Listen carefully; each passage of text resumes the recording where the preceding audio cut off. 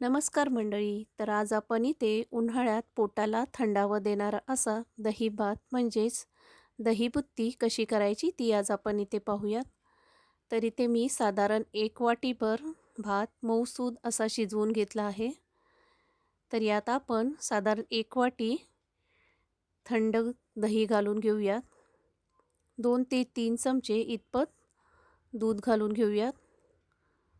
जर तुम्हाला आवडत नसेल तर दूध नाही घातलं तरीही चालेल. आता हे सर्व मिश्रण यात मिक्स करून हे यामध्ये 10 मिनटं व्यवस्थित मुरण्यासाठी हा भात आपण 10 मिनटं बाजूला ठेवून देऊयात. 10 मिनटानंतर हे सर्व मिश्रण व्यवस्थित मुरल्यानंतर त्यावर बारीक चिरलेली कोथिंबीर घालून घेऊयात. तर इथे मी फोडणीसाठी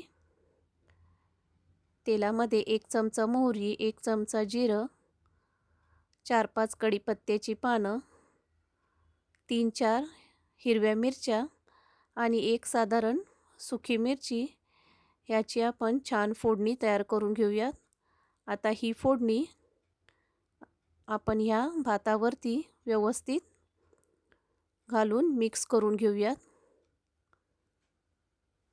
आता यात आपण चवीनुसार मीठ घालून घेऊयात.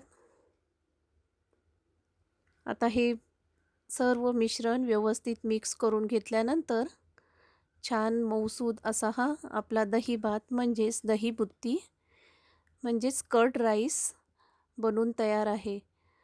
उन्हाळ्यात अगदी पोटाला थंडावा देणारा असा हा कर्ड राईस बनून तयार आहे. नमस्कार.